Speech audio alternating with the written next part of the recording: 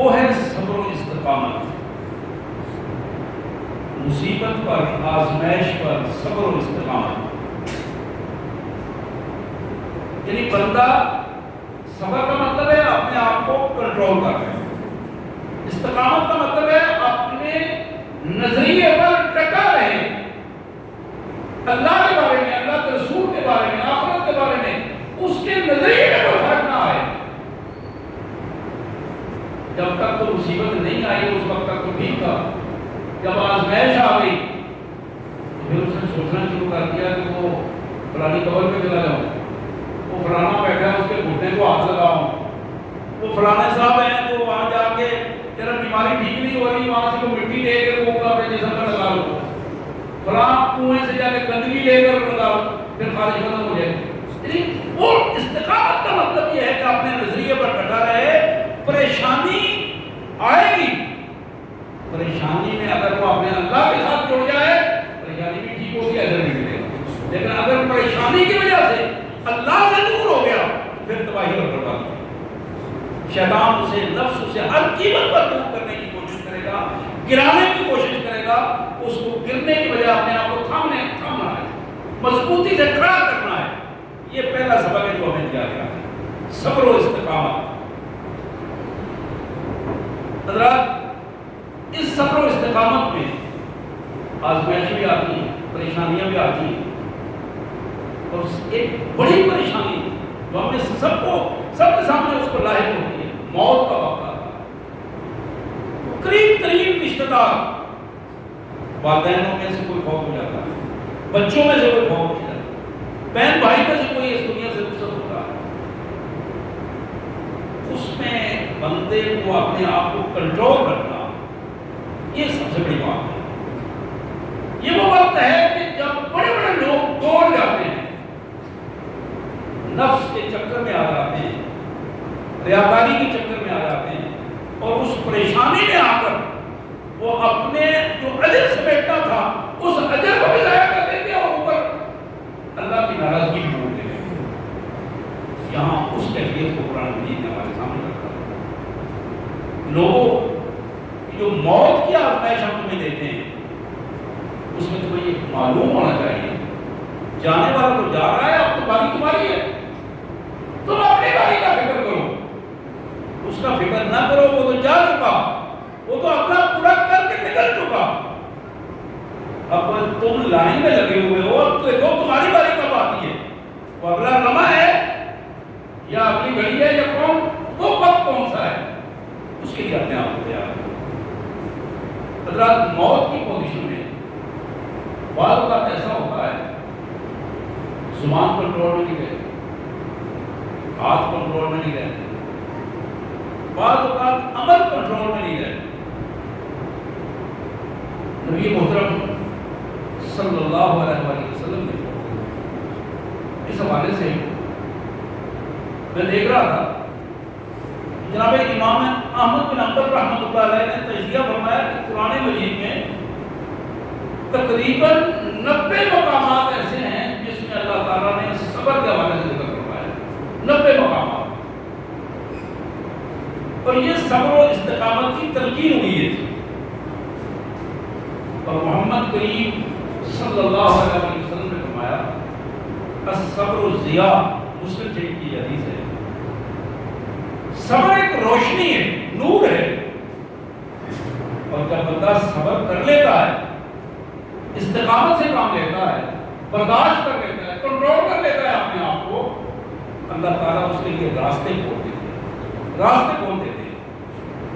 اور اس میں بڑی معروف حدیث مبارک جو سیاستہ کی حدیث ہے، نبی رحمت صلی اللہ علیہ وسلم نے فرمایا الصبر عند الصدمۃ الاولی، صبر اس وقت ہے جب پہلی چوٹ پڑتی ہے بندے کو، پہلی ضرب لگتی ہے، اور جو ہی پہلی تکلیف کی وہ بات سنتا ہے اس وقت کہتا ہے انا للہ و انا الیہ راجعون. یہ تو ہو گیا جو ہونا تھا. انا للہ، میں بھی تو، ہم بھی تو اللہ کے لیے ہیں، ہمیں بھی اسی راستے پر جانا ہے، ہم بھی اس کے لیے تیار بیٹھے ہیں. یہ وہ بنیاد ہے جو اصل ہمارے سامنے رکھی گئی ہے. اور حضرات بخاری شریف میں نبی رحمت صلی اللہ علیہ وسلم کا بڑا ہی ایک اور خوبصورت پیغام، آپ نے فرمایا کہ لوگوں صبر سے بڑھ کر کسی چیز میں وسعت نہیں ہے، صبر سے بڑھ کر کسی چیز میں اتنی ہمت نہیں ہے، اتنی وسعت اور برکات نہیں ہے جس کو بندہ سمیٹ سکے۔ جو ہی بندہ صبر کرتا ہے اللہ تبارک و تعالیٰ اس کے لیے برکات کے ایک خزانہ ہے جو اس کو عطا کرتے ہیں، تو صبر کی وجہ سے اسے وہ اطمینان اور استقامت نصیب ہوتی ہے۔ جناب عمر امیر المومنین عمر بن خطاب رضی اللہ تعالی عنہ فرماتے ہیں کہ جب میں اپنی میں ہدایت المستفید کے حوالے سے یہ بات کر رہا ہوں، فرماتے ہیں کہ میری جتنی عمر گزری ہے میں جب اس کا تجزیہ کرتا ہوں اس میں جس موقع پر میں نے صبر سے کام لیا ہے اسے میں زندگی کا ماحصل سمجھتا ہوں۔ میری زندگی کا ماحصل یعنی خوبصورت ترین لمحات وہ ہیں جن میں نے صبر سے کام کیا ہے۔ اسی طرح جناب امیر المومنین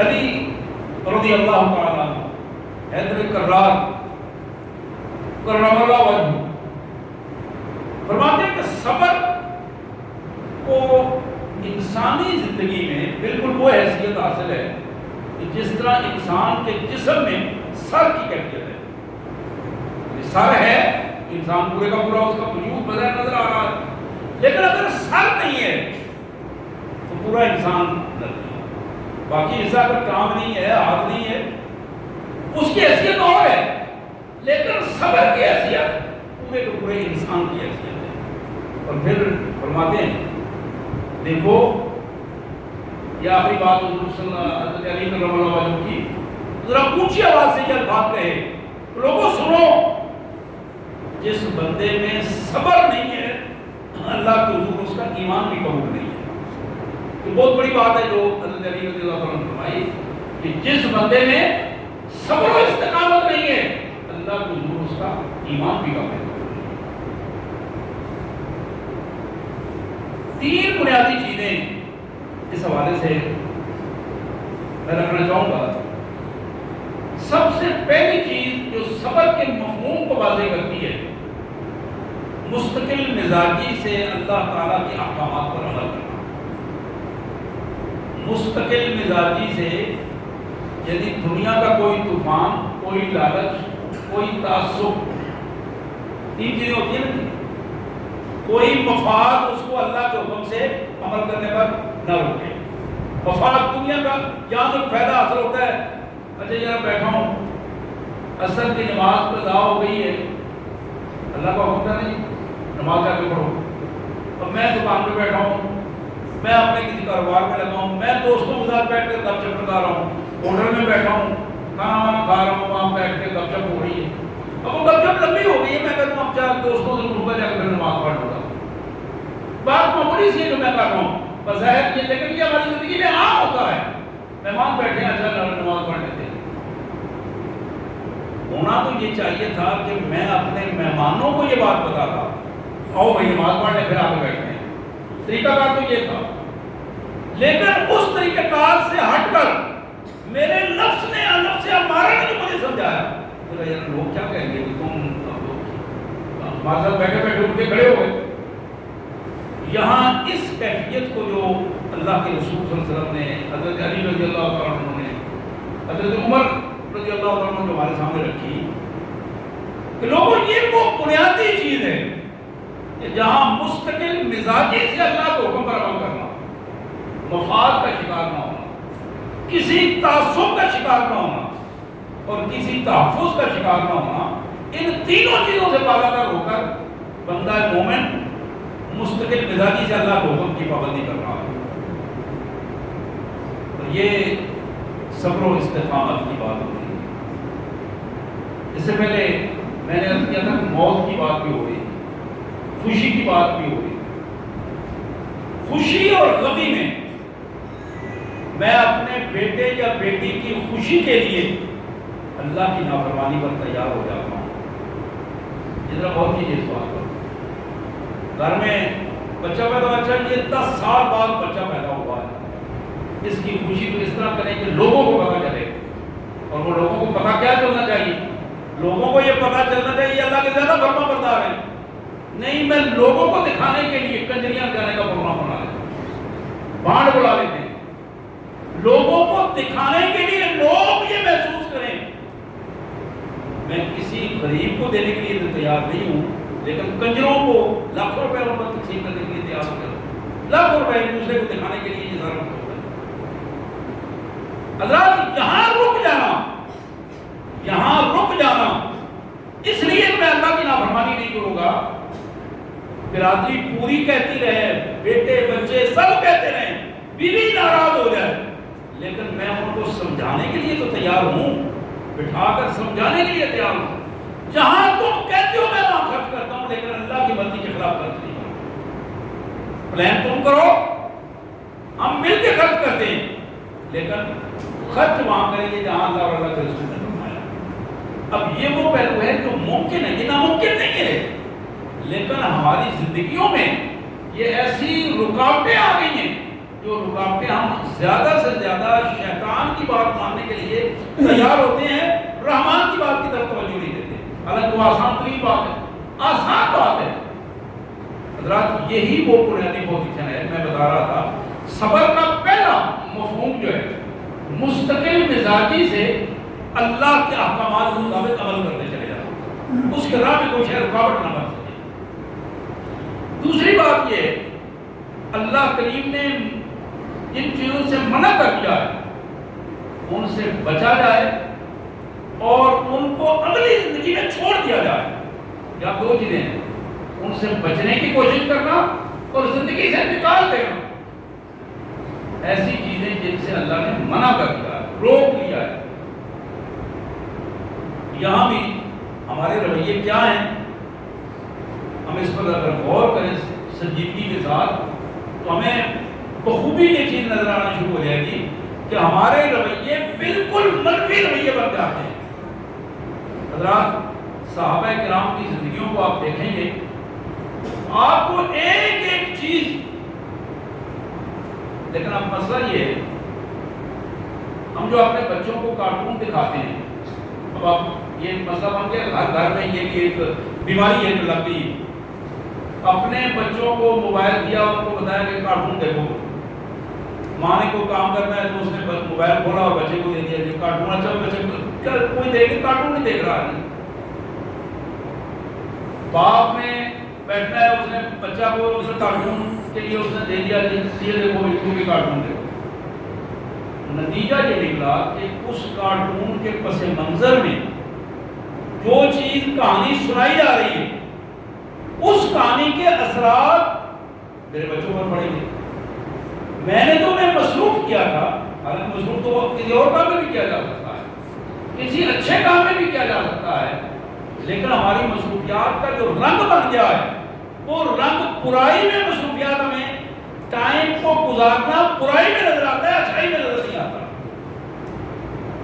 یہ اپنے گھر میں شوق پیدا کرنا, قرآن مجید کے مقابلوں کا شوق پیدا کرنا. اپنی فیملی کو بٹھایا ہے اور بتایا ہے کہ ہم میں سے کس کی کو آیت الکرسی یاد ہے, سنی ہے, خود بتائیے, بچوں کو بتایا کہ سناؤ بھیا آیت الکرسی سناؤ, چھوٹے چھوٹے بچوں کو. پھر مل بیٹھ کے اس کو پڑھا.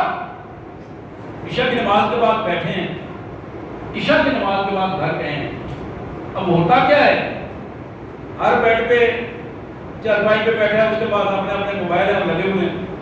ان سب کو اکٹھا کر لو, اکٹھا کر کے ان کو بتاؤ کہ رات کے سونے سے پہلے آؤ مل کر اذکار کر لیں, سورہ فاتحہ مل کے پڑھ لیں, آیت الکرسی مل کے پڑھ لیں, للہ ما فی السماوات سورہ البقرہ کا اپنے لوگوں مل کے پڑھ لیں. یہ چیزیں یاد کریں, زبانی یاد کریں, بچوں کے ساتھ مل کے پڑھیں. ان کو آخری صورتیں پڑھیں جو رسول اللہ صلی اللہ علیہ وسلم کا طریقہ کار تھا. قل هو اللہ احد پڑھیں, قل اعوذ برب الفلق پڑھیں, قل اعوذ برب الناس پڑھیں. وہ دعائیں جو رسول اللہ صلی اللہ علیہ وسلم فرمایا کرتے تھے ان دعاؤں کو مل بیٹھ کے یاد کریں. حضرات آپ حیران ہو جائیں گے کہ جس موبائل سے گھروں میں لڑائیاں ہوتی ہیں، جب آپ اپنی فیملی کو اکٹھا کر کے بٹھائیں گے آپ یقین کریں کہ وہ معاملات بڑی حد تک کنٹرول ہو جائیں گے۔ جب وقت آپ نیکی میں صرف کریں گے، نیکی میں وقت صرف کریں گے تو برائی کے راستے مسدود ہو جائیں گے۔ لیکن جب میں نے خود کو وقت صرف نہیں کرنا، میں اپنا موبائل لے کے بیٹھا ہوں، تو ظاہر ہے بچے اپنا موبائل لے کے بیٹھے ہیں، وہ اپنی جگہ پہ ہیں۔ اسی طرح بچوں کے لیے سونے سے پہلے کسی نہ کسی چیز کا اہتمام کر لیں، کھلانے دعاؤں میں مل کے کوئی چیز کھا لیں۔ اب وہ کھا بھی رہے ہیں، ساتھ ساتھ دعائیں بھی پڑھ رہے ہیں۔ میرے کہنے کا مطلب یہ ہے کہ اگر ہم اپنے رویوں کو گھروں میں تبدیل کریں، ذاتی زندگیوں میں رویوں کو تبدیل کریں، تو یہ ایک ایسی تبدیلی ہے جو ہمارے گھروں میں آئے گی، ہمارے اداروں میں آئے گی، اور اس سے ہمارے گھروں میں سکون پیدا ہوگا، سکون پیدا ہوگا۔ اب ہمارے گھروں میں لڑائیاں ہوتی ہیں، جھگڑے ہوتے ہیں، ایک دوسرے سے ذہن دور دور ہو گئے۔ جسے محبت ہونی چاہیے تھی وہ محبت نفرت میں بدل رہی ہے۔ نفرت میں اس لیے بدل رہی ہے کہ شیطان ان کو قریب نہیں آنے دیتا۔ اللہ کے پیارے رسول سید عالم صلی اللہ علیہ وسلم، آپ کا بیٹا جناب ابراہیم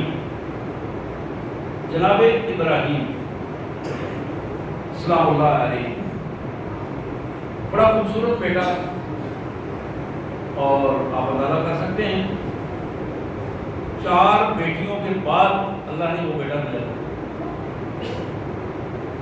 اور اس کی وفات ہو گئی۔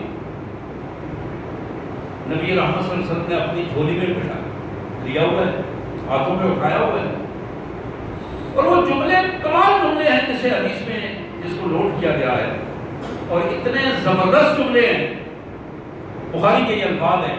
آپ نے فرمایا تدمع العین، آنکھوں سے آنسو برس رہے ہیں، وَيَحْزُنُ الْقَلْبُ، دل غم زدہ ہے، زخمی ہے۔ یہ الفاظ رسول اللہ کے ہیں، کسی اور کے نہیں ہیں، آپ ذرا اندازہ کیجیے۔ آنکھوں سے آنسو برس رہے ہیں مسلسل، دل زخمی ہے۔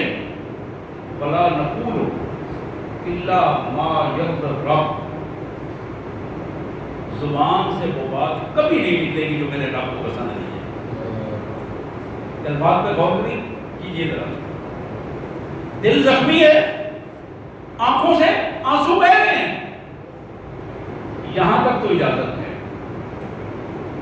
اللہ کے رسول صلی اللہ علیہ وسلم کے الفاظ ہیں کہ زبان سے وہ جملہ نہیں نکلے گا، وہ حرف نہیں نکلے گا جس کو میرا رب پسند نہیں کرتا، جس کو میرا رب پسند نہیں کرتا۔ رب نے فرمایا وَإِنَّا بِكَ یا ابراہیم لَمَحْزُونُونَ، بیٹے کو مخاطب کر کے کہا بیٹا اللہ جانتا ہے ہم تیری وجہ سے بڑے غمزدہ ہیں، ابراہیم ہم تیری وجہ سے بڑے غمزدہ ہیں۔ دل بھی غمزدہ ہے، آنکھیں بھی اس کا اظہار کر رہی ہیں، لیکن زبان سے صرف وہی جملہ نکلے گا جو میرے رب کو پسند ہے۔ حضرات یہی نمونہ ہے میرے لیے اور آپ کے لیے، یہی نمونہ ہے اور کوئی نمونہ نہیں ہے۔ اس نمونے کو اگر ہم آخری بات اس حوالے سے، آپ کی صاحبزادی سیدہ زینب بنت محمد صلی اللہ علیہ وسلم سلام اللہ علیہ، ہماری مائیں ان کی قدموں کی خاک پہ قربان، میرے آقا کی صاحبزادی، بیٹا فوت ہو گیا، میرے آقا اپنی بیٹی کے گھر پہ شریف لے گئے، صحابہ صاحب تھے، بچے کو لا کر آپ کی گود میں ڈالا گیا، اسی طرح اپنے ہاتھوں میں بچہ موجود ہے، ابھی اس کا سانس نہیں نکلا، یہ مرض الموت کی کیفیت میں چھوٹا بچہ ہے، اور صحابی کے یہ الفاظ ہیں، جناب اسامہ بن زید صاحب تھے، یہ گھر میں پلا ہوا بچہ، چھوٹا بچہ اسامہ جن کو پالا تھا، وہ صاحب تھے رسول اللہ صلی اللہ علیہ وسلم، وہ کہتے ہیں کہ بچے کے سانس کی آواز اس طرح چل رہی تھی جس طرح دھکنے چلنے کی آواز آتی ہے، اتنا مشکل اور تیز کیفیت تھی۔ رسول اللہ صلی اللہ علیہ وسلم نے ہاتھوں میں نواسا اور سانس کی یہ کیفیت بے ساخت آپ کی آنکھوں سے آنسو کرنا شروع ہو گئے. تو جناب ساتھ پاس کھڑے تھے. عرض کیا اللہ کے رسول آپ رو رہے ہیں, آپ رو رہے ہیں. میرے آقا آپ کو صبر کے پہاڑ اللہ نے بڑی عظمت عطا کی ہے.